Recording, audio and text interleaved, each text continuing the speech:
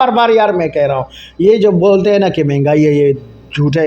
ये जो कहते हैं कि कौमी ख़जाना खाली है, ये झूठ है। ये जो कहते हैं कि मुल्क डिफ़ॉल्ट कर रहा है, ये झूठ है।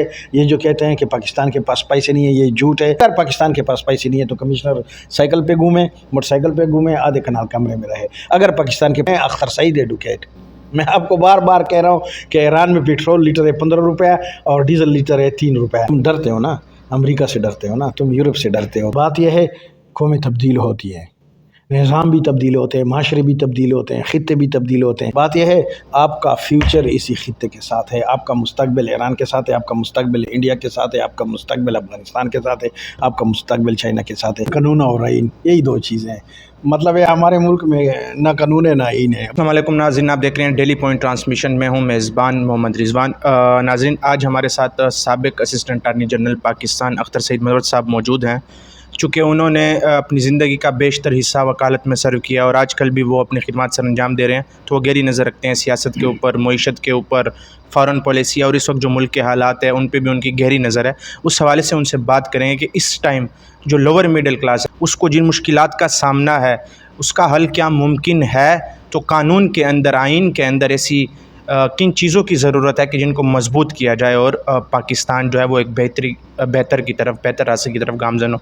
आपने जो अल्फाज इस्तेमाल किए ना, कानून और आइन, यही दो चीज़ें हैं। मतलब है हमारे मुल्क में ना कानून है ना आइन है, बाकी सब चीज़ें ना कानून है और ना आइन है। कानून इस तरह एक गाड़ी है, उसमें स्टीयरिंग है, आपने स्टीयरिंग निकाला हुआ है, टायर नया हो, वो इंजन नया हो या बॉडी फ्रेम नया, उससे कोई फ़र्क नहीं पड़ता। आप स्टीयरिंग लगाएं, स्टीयरिंग जब लगेगा तो गाड़ी चलेगी, कसम से नहीं चलेगी, कसम से नहीं चलेगी, कसम से नहीं चलेगी। स्टीयरिंग लगाओगे, स्टीयरिंग कानून आइन की हुक्मरानी होगी तो दुनिया चलेगी। जहाँ जमहूरियत है वो अमेरिका है, जहाँ जमहूरियत है वो यूरोप है, जहाँ जमहूरियत है वो फ्रांस है, वो कनाडा है और वो इंग्लैंड है, और जहाँ जमहूरियत नहीं है वो इथियोपिया है, वो सोमालिया, वो किगाली, वो मोगादिशु। आप जा रहे हैं उसी साइड पे जा रहे हैं, बल्कि चले भी गए हैं। सेक्रेटरी खारजा शमशाद अहमद खान ने कहा है कि ये मुल्क तो अब नहीं है। अब मुझे नहीं पता कि वो इतना अहम आदमी है, जो सेक्रेटरी खारजा बड़ा अहम आदमी होता है। अल्लाह ना करे कि ये मुल्क ना हो, हमारी धरती है, हमारा मुल्क है, अल्लाह करे कि यह आबाद रहे। बात यह है, आपका फ्यूचर इसी खित्ते के साथ है, आपका मुस्तकबिल ईरान के साथ है, आपका मुस्तकबिल इंडिया के साथ है, आपका मुस्तकबिल अफ़गानिस्तान के साथ है, आपका मुस्तकबिल चाइना के साथ है। आपने सारी उम्र इन लोगों के साथ यारी लगाई, यूरोप के साथ यारी लगाई, अमेरिका के साथ यारी लगाई।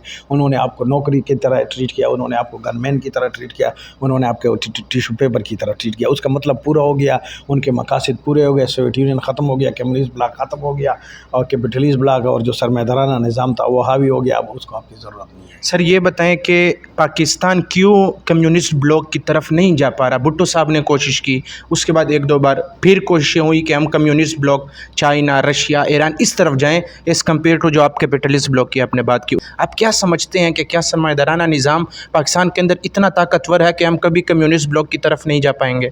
ये सारी बातें मैं आपको सारी डिटेल देता हूँ। जब पाकिस्तान बना 14 अगस्त 1947 को, तो उस वक़्त के जो आपके वज़ीर-ए-आज़म थे, उसके बाद लियाकत अली ख़ान, तो हमारे पास खाने को नहीं था। उन्होंने जाकर अमेरिका के साथ इत्तेहादी बनाकर सेट और स्नेटो साइन किए कि हम सोवियत यूनियन के ख़िलाफ़ जंग में अमेरिका और उसका साथ देंगे यूरोप का।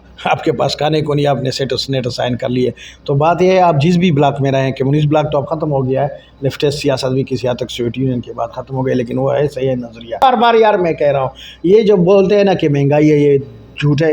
ये जो कहते हैं कि कौमी ख़जाना खाली है, ये झूठ है। ये जो कहते हैं कि मुल्क डिफ़ॉल्ट कर रहा है, ये झूठ है। ये जो कहते हैं कि पाकिस्तान के पास पैसे नहीं है, ये झूठ है।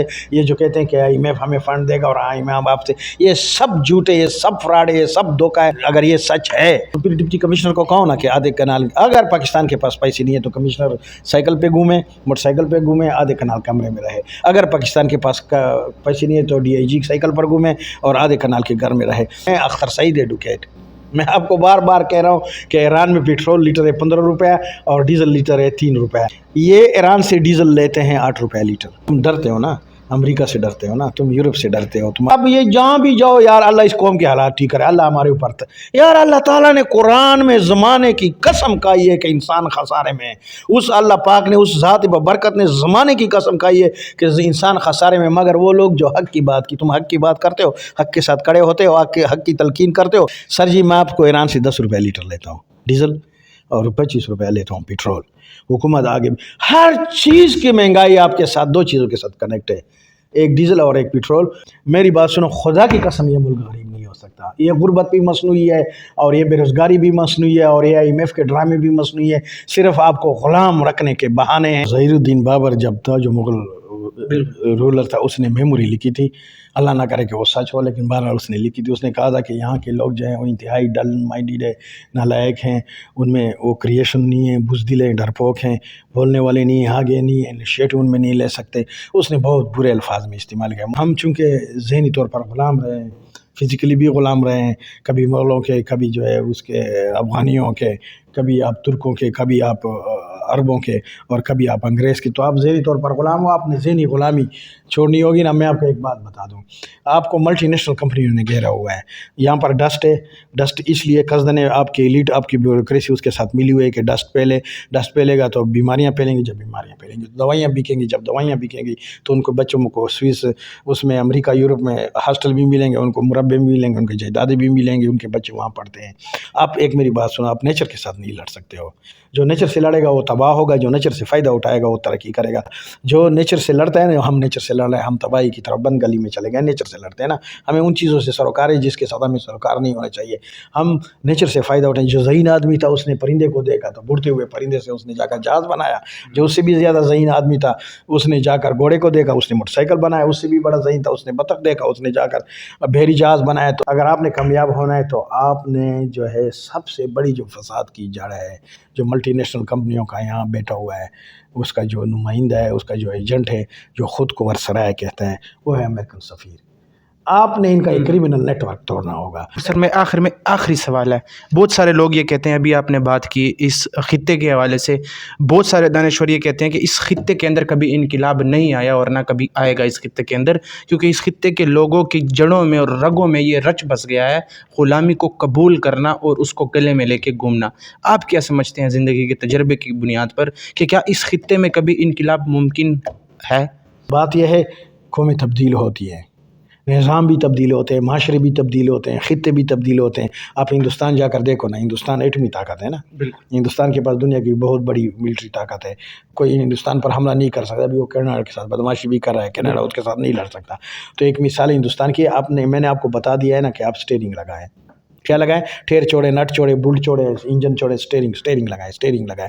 اس وزیر اعظم کو کہو کہ ہر چیز چھوڑو. آئین کہتا ہے کہ 90 دن کے اندر الیکشن کراؤ, 90 دن کے اندر الیکشن کراؤ, 90 دن کے اندر الیکشن کراؤ. یہ الیکشن اسٹیئرنگ ہے. تو بات یہ ہے کہ اگر آپ نے آپ کو اس خطے کو غلامی سے نکالنا ہے, اپنے ذہنی طور پر آزاد کرنا ہے, تو یہ ہے تو آپ یورپ ہمیشہ یاد رکھو, ترقی یونیورسٹی سے ہوتی ہے, ترقی جو ہے اسکول سے ہوتی ہے, ترقی جو ہے وہ اچھے معاشروں سے ہوتی ہے. اقرا بسم ربک الذی خلق, پڑھ اپنے رب کے نام سے جس نے تجھے پیدا کیا. قرآن کی ابتدائی علم سے آپ علم کے تو 2% دیتے ہو. آپ کس طرح ترقی کرو گے 2%؟ جب آپ قرآن میں جو اللہ تعالیٰ فرماتا ہے کہ پہلی ابتدائی آیت ہے اقرا بسم ربک الذی خلق, تم کس طرح ترقی کرو گے؟ تعلیم کے لیے کچھ بھی نہیں ہے.